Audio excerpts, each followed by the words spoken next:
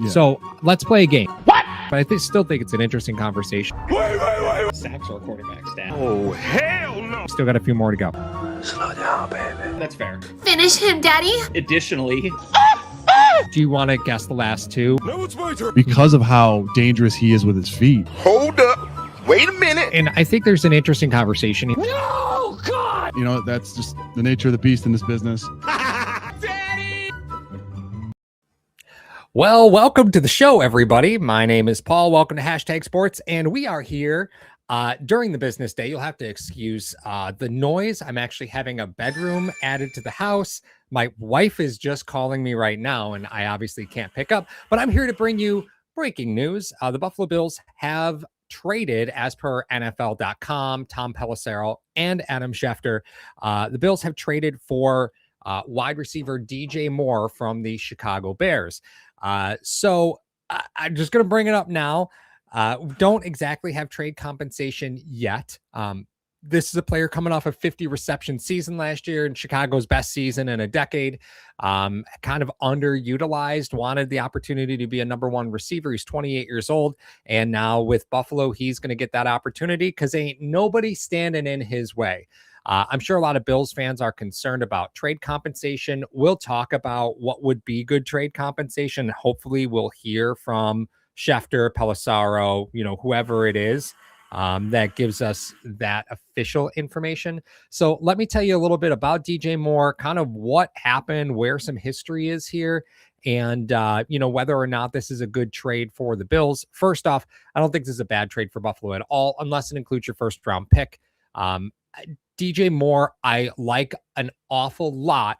Is he first round caliber? The trade compensation that brought DJ Moore to the Chicago Bears in the first place was for a quarterback in the draft. And everybody knows when a team is trading for a pick to draft a quarterback, they're going to pay out the nose. Carolina gives up 2 firsts and 2 seconds and DJ Moore, I believe, to go get Bryce Young at the time. Chicago absolutely fleeces them in that respect because you can hold that first overall pick for ransom. And that's what they did. If I were to talk about DJ Moore as a number one wide receiver, I think DJ Moore is a very capable X-level receiver. He's going to do a really good job for you. He does a lot of things really, really well. He runs your deep overs, runs your hitches really well. He's like that ideal West Coast guy. And he had two of his best seasons in Carolina when Joe Brady was there. So I know we kicked McDermott out of town, but here we are at that Carolina connection yet again. Joe Brady tapping in and DJ Moore probably being unhappy with being underutilized. Chicago goes out and gets Rome Odunze, and he seemed to be the center point of that offense when healthy. DJ Moore was just sort of an afterthought. And this is a guy who's had multiple 1,000-yard receiving seasons. He's going to come in, make an instant impact for the Bills. I'm excited for it. And, we'll have to kind of see where compensation ultimately lands. I, in my opinion, believe it will be a 3rd round pick. If you're reading tea leaves, right, this is a 3rd round pick because DJ Moore, Chicago should be happy just to get from out under that contract. DJ Moore is coming in with a $24 million cap number every year for the next 4 years. And at 28 years old, that means you have him through 32. That is where we are, right? So the interesting thing about a player that's traded is you don't have to deal with any salary cap that was previously allocated to that player, right? That's Chicago's problem to deal with. So the DJ Moore comes in on basically a salary contract. Now, if he has guarantees in that contract, I'm not entirely sure, but this is exactly what the Bills did with Diggs. They acquired him. They require only a base salary. You can move all those dollars around because now you're going to take that $24 million he's supposed to get this year. And maybe you say, listen, you're going to play for 2.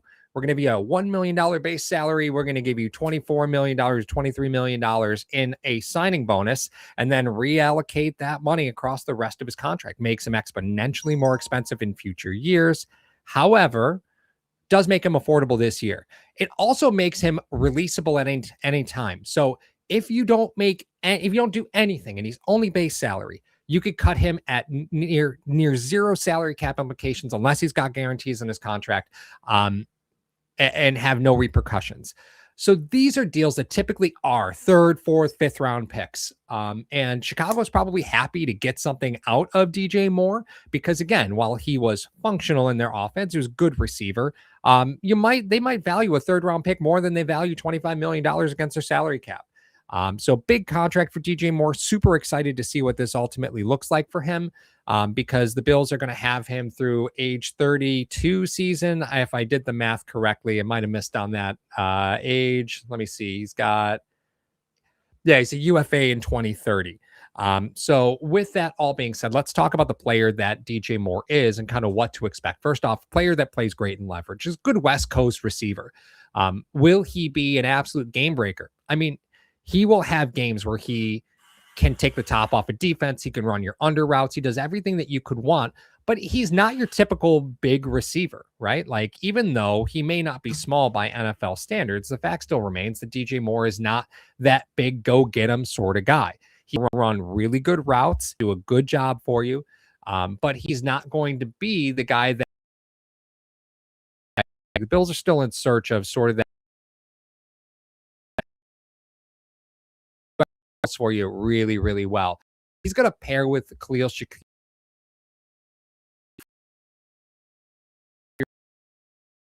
way in any shape or form.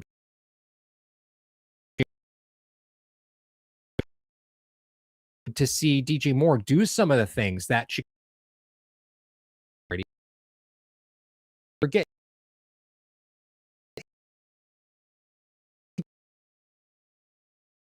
In Carolina were with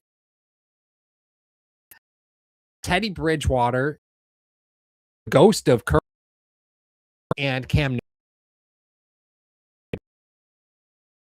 We're talking about really, really quick acclimation to Buffalo. Already familiar with Brady, even though it is a different offensive coordinator. Joe Brady's head coach. So the language here is going to be pretty easy. There's clearly comfortability here. I in no way doubt Joe Brady said, hey, if DJ, we're getting calls on DJ Moore, Joe, tell us about him, like, go get him, right? Like, Joe Brady, this is the vertical threat you've been looking for, right? This is something that you've needed on this team. Go get him. Yeah, that's it. So I'm really excited about this. Now, does this address the Bills' needs at wide receiver? Dear Lord, no. But it will make Shakir a better receiver, and it will make Keon Coleman that third guy, which is probably where in his career you're probably looking. So now, is it possible that Keon Coleman ultimately gets moved now that you have DJ Moore? Yeah, sure. There's clearly some, I'm not going to say bad blood, right? I doubt he was happy with the way ownership moved through the way things are. But listen, this is the way the NFL works. DJ Moore was available. Chicago could get some level of compensation for him. And if this cost you your second round pick, your third round pick, I'd prefer third or lower.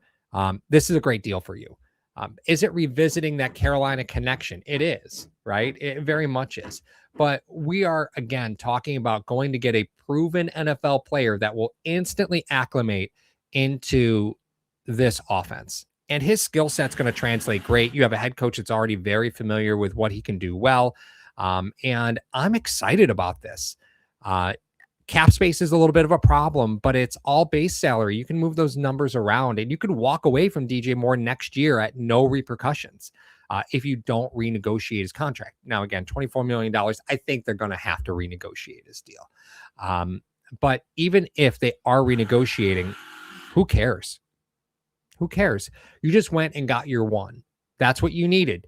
You went and got your one. You've done this before. You did this with Diggs. Now you're doing it again with DJ Moore. And if it didn't cost you your first round pick, good job. Now, is DJ Moore a top 10 receiver? No, DJ Moore is not a top 10 receiver in the NFL.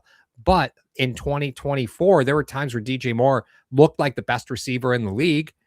There were games where that happened. DJ Moore's production in 2023 and 2024 with a budding Caleb Williams was really good. However, DJ Moore does need some help. He does need receivers on the opposite side of him that are going to give him a little bit of separation. He does a great job getting separation all by himself, so I don't want to speak negatively of him in that respect.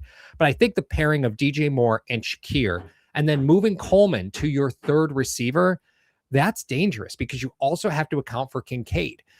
You flashed near the end of the season that James Cook can be a receiving threat out of your backfield. Dude, this is great news for Buffalo. This is outstanding news. Yeah, I see that. Yeah, I like this one. Curtis Samuel was supposedly familiar too. Yeah, I mean yeah, sure was, right? But Curtis Samuel was never really an effective NFL receiver. So like that, we can't say that's not the same thing, right? We can't say that's the same thing. Exciting news for the Bills. If you're Brandon Beane, I think this is the type of stuff that you have to do to show that you're in it. You're not willing to accept what's there. You're saying what's in the draft is not going to be good enough. It's going to take a ton of cap space. Like just as an example, DJ Moore's current cap number is going to be 8% of the Bills' salary cap this upcoming season. Space that they don't really have. But they're going to renegotiate this deal. They're going to move money around. It's probably the only reason why the deal happened in the first place was because they've already kind of figured out where that money's going to go.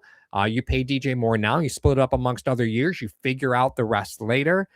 You get Josh Allen a 1, and then you go see what else is there.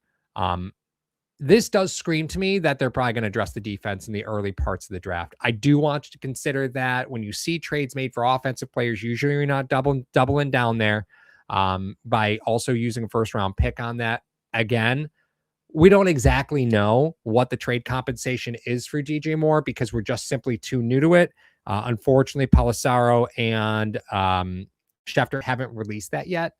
Great move for Buffalo. Love this. He's going to be a great fit into that offense. And remember, he was traded out of Carolina along with multiple first-round picks and second-round picks. Chicago should be thrilled just to get out from under his contract. So the trade compensation is probably going to be pretty low because I don't think there's many teams that would be willing to take on $24 million a year for the next 4 years.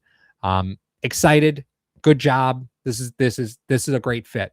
Super excited about this. Your skill set, you're going to love them. We'll do a video later this week, kind of breaking down DJ Moore's skill set. I know a lot of people are going to do that, but we'll try and break it down for you as simple as we can. Joe Brady connection, Carolina connection apparently is alive and well. Hopefully this is the end. Like, I don't know about you, but like, I'm not excited about going to get like insert name of third running back that Joe Brady had in 2020. Like I'm happy to